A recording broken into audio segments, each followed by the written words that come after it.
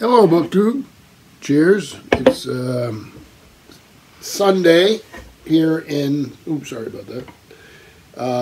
In Vermont, started raining. Started snowing last night. Well, late afternoon, about 4 o'clock. So we hunkered down, and this morning we went out and shoveled for hours. We got buried.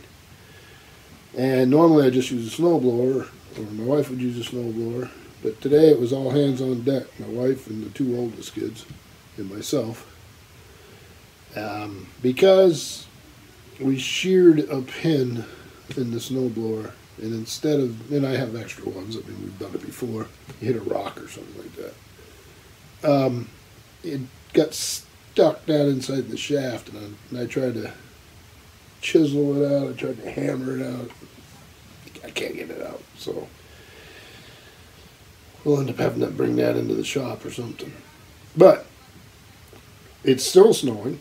It's what it's about 1:30 in the afternoon. Still snowing, so we'll probably end up having to go out and clear everything again. The nice thing is the kids are off from school tomorrow, and I don't work on Monday. And bad thing is my wife has to get into work on Monday, so we try to make things as safe as possible. We'll hope the roads are in good shape. Heard a lot of the trucks out, so obviously the town and the state are trying their best, as they always do. So if you hear yabbering in there, it's my son being loud because he has headphones and a little microphone on, so he can play what's it called, Fortnite, with his friends. And my youngest is downstairs playing Plants vs. Zombies with his mom. It's a very different world than it was when I was a kid. I'm just going to tell you that. So this last week, we'll get some bookish matters here. This last week I had a couple 12-hour days in a row. One of them was because of a trustees meeting. And I have wonderful trustees. And their job and my job are different. So every once in a while we diverge on the path and I get a little frustrated.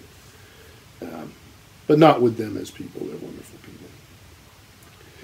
So I came home fuming a wee bit. It's 9-something at night, 9:30. And there was a box waiting for me. There was a box from Hyde Cottage. Now, we don't talk about it much, but one thing to say is that Steve has been a huge support, Steve Donahue, of our library in many ways, more than just with books and this or that. Sometimes you just listen to me yabber. It's always nice to have somebody you can talk to that's not in the organization. But the timing on the box couldn't have been better. And what I do is I go through, and a lot of times the books will go to the library. But sometimes they go to me, and this time, it was loaded with a treasure. Steve and I had talked once, and I think in passing I mentioned that I hadn't seen these books around up here at all in years. And next thing I know, they showed up. So I will tell you, I don't usually squeal with delight, but I did. And these are the James Bama covers, I'm pretty sure, and they're the Doc Savage novels. And I haven't read them in decades, and I love them. So we have Polar Treasure. Look at that cover. So these are the Kenneth Robeson, and like I say, the Bama covers, or Bama, however you pronounce his name. So the series overall, I'll read you a little bit. To the world at large, Doc Savage is a strange, mysterious figure of glistening bronze skin and golden eyes. To his amazing co-adventurers, the 5 greatest brains ever assembled in one group, he is a man of superhuman strength and protean genius, whose life is dedicated to the destruction of evildoers. To his fans, he is one of the greatest adventure heroes of all time, whose fantastic exploits are unequaled for hair-raising thrills, breathtaking escapes, and blood-curdling excitement. And here's a back, what it looks like, and there he is, and there's his group of 5. And this one came out in It was originally published in Doc Savage magazine in 1933, but this Bantam edition, these are all Bantam, is from 1965. They never mentioned the artist, which is too bad because the artwork on these is fantastic. So in this particular one, The Polar Treasure, menaced by this strange clicking danger, Doc Savage and his fabulous five-man army take a desperate journey on a polar submarine in search of a missing ocean liner and a dazzling treasure. Their only clue is a map tattooed on the back of a blind violinist. Awaiting them at their destination is the most terrible killer the Arctic has ever known. So that is The Polar Treasure. Then we have The Terror in the Navy. Look at that cover. Isn't that awesome? This thing's in great shape. This one, a bizarre dictator unleashes a deadly force against the United States Navy. The mightiest vessels in the U.S. Armada are sunk, warplanes are pulled from the clouds. Even Doc Savage's impenetrable sky fortress is ripped from the stratosphere. And the brash, strutting brawn demands $100 million in ransom from a nation in chaos. Only the man of bronze dares challenge the crushing power of this phantom force. And that came out in 37, and this Bantam edition is February 69. Here's the Red Skull. Excellent condition. Look at the price. 50 cents. What were the other ones? 45 and 50. Into a subterranean world of red-hot lava, Doc Savage and his Fantastic Five descend to face the most fiendish foe of his career. It's always the most fiendish foe of his career.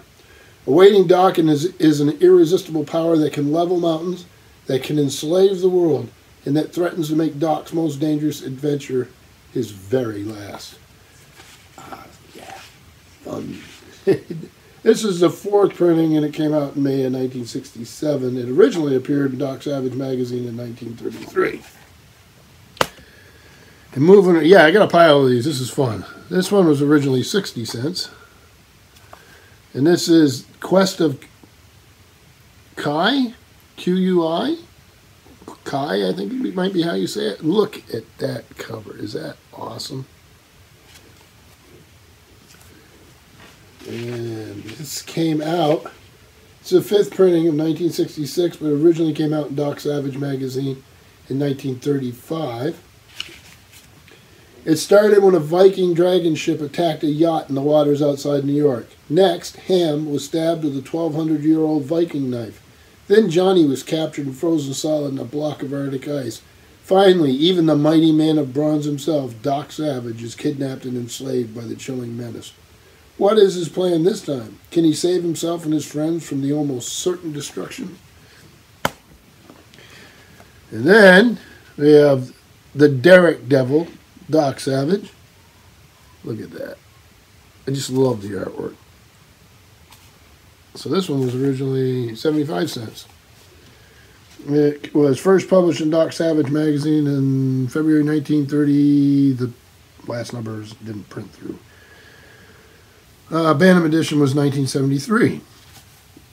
A mysterious jelly-like creature is terrorizing the Indian Dome oil field. The man of bronze and his five fantastic aides descend upon Oklahoma to battle with the dastardly Tomahawk Taunt and uncover the infernal secret of the weird monsters from the depths of the earth, or monster, singular, I guess. Then we have the Stone Man, Doc Savage.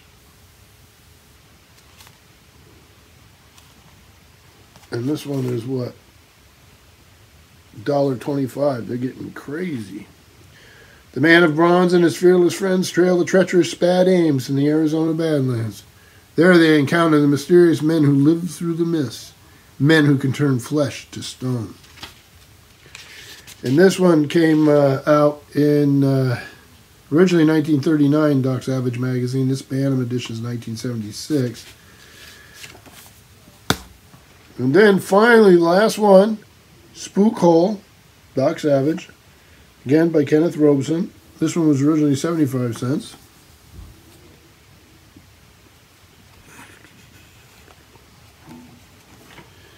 The Man of Bronze and his trustworthy friends track a one-armed man of mystery to the far reaches of South America, only to find their lives endangered when they discover the amazing secret that Hezekiah Law is guarding so carefully on Spook Hole. So this was '72 in 1935. So, yeah, pretty nice little haul there. Put a smile on the face of any old grumpy guy like me. They used to have, I know they had one at one time that had like all the characters listed. Let's see if I can find it.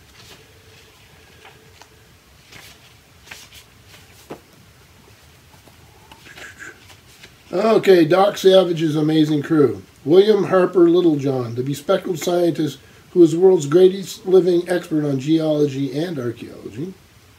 Colonel John Renwick, Rennie. His favorite sport was pounding his massive fists through heavy paneled doors. Lieutenant Colonel Andrew Blodgett Mayfair, Monk. Only a few inches over 5 feet tall and yet over 260 pounds. His brutish exterior and concealed the mind of a great scientist. Major Thomas J. Roberts, Long Tom, was the physical weakling of the crowd, but a genius at electricity. And Brigadier General Theodore Marley Brooks, slender and waspy, he was never without his ominous black sword cane.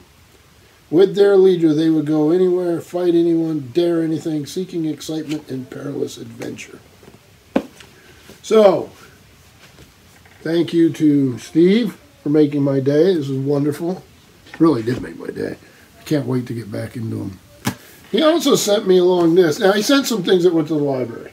And I don't have those here, obviously. I brought them in and cataloged them immediately and put them out on the new bookshelves for our patrons. One of them was a biography of Gandhi. He's really, like I say, he's really stepped up for this little library. But this, I had seen on his channel, so we actually ordered it, and he sent me a copy, so I'll keep this one for myself. This is called The Priory of the Orange Tree, a novel. It's by Samantha Shannon. Absolutely stunning cover. Look at that. We got something. Big old beast of the thing. And just came out. So it's a fantasy, and it's the first, I guess, in an upcoming trilogy. A world divided, a queendom without an heir, an ancient enemy awakens. The house of Berethnet has ruled Inyas for 1,000 years. Still unwed, Queen Sabran the Ninth must conceive a daughter to protect her realm from destruction. The assassins are getting closer to her door. Ead Durand is an outsider at court. Though she has arisen to the position of lady-in-waiting, she is loyal to a hidden society of mages. Ead keeps a watchful eye on Sabran, secretly protecting her with forbidden magic.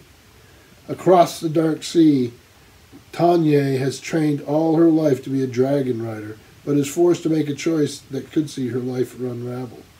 Meanwhile, the divided East and West refuse to parley, and forces of chaos are rising from their sleep. So here's the author. Samantha Shannon is New York Times bestselling author of the Bone Season series. Film and TV rights on the series have been optioned by Imaginarium Studios, and it has been translated in 26 languages, which is good for her. This is her fourth novel and her first outside the Bone Season series. She lives in London. There she is. Very successful career going there. So that's what I've taken in. Like I say, we're just buried in snow. I'm going to get ready to go out and start shoveling again once we build up a little more. I know that a lot of people throughout the country have seen some serious weather, so hopefully you're all safe and doing well. My last thing here is I'm going to start reading the Eric the Red for Sag Along. That's a month-long read-along of the sagas. And they're all short. Plenty of channels that are doing it. And I hope, even if you don't have a channel, and if you do, that you would join us. You can see our announcement video so that we put the list. A lot of these sagas are available free on Project Gutenberg. So we thought we'd celebrate part of the world's great literature.